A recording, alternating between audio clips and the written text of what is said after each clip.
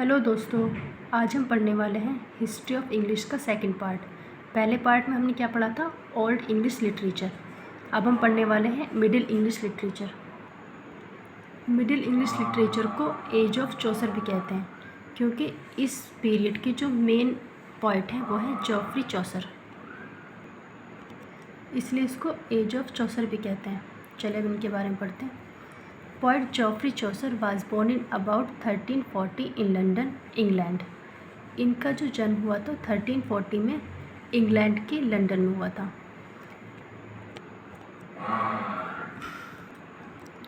In 1357, he became a public servant to Countess Elizabeth of Ulster and continued in that capacity with the British court in throughout his lifetime.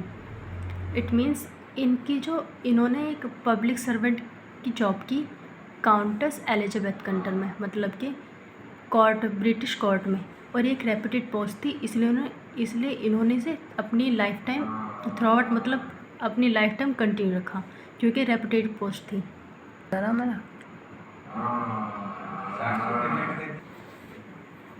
The Canterbury Tales become his best known and most acclaimed work.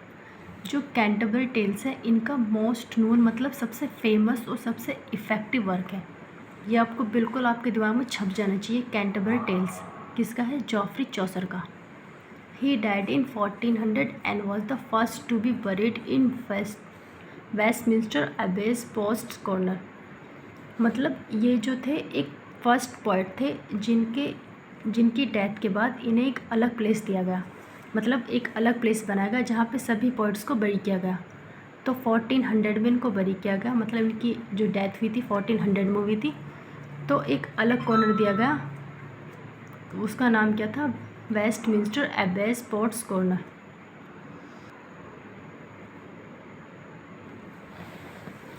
Chaucer's first major work was of the Duchess, an elegy for the first wife of his patron John of Gaunt. इनके जो first work था, मतलब Canterbury tales तो एक famous work हो गया, लेकिन जो फर्स्ट वर्क था वो था ये डचेस वाला था। और उसके बाद इन्होंने अपने जो पैट्रन मीन्स क्या होता है? संरक्षक। अपने पैट्रन की फर्स्ट जो वाइफ थी उनके ऊपर इन्होंने क्या लिखा था? एक एलेजी लिखी थी। एलेजी मीन्स क्या होता है?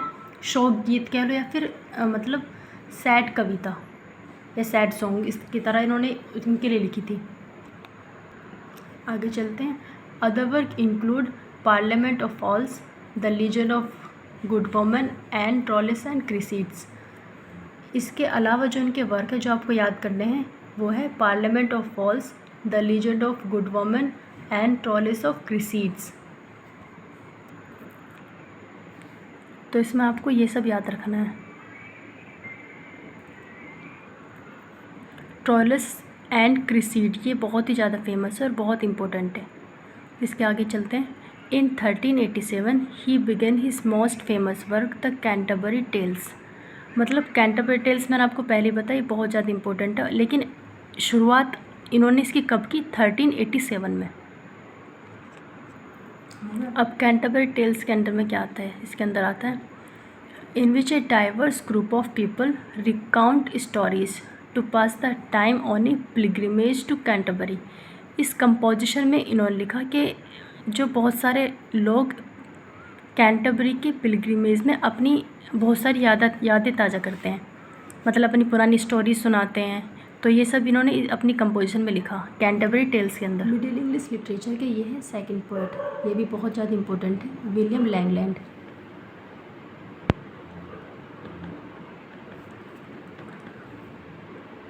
William Langland, born 1330, died in 1400.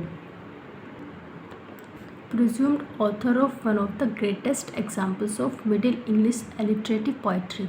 मतलब ये जो विलियम लैंगलैंड है इनका जो प्लेस है वो जेफरी चौसर के बाद मतलब यही है, विलियम लैंगलैंड।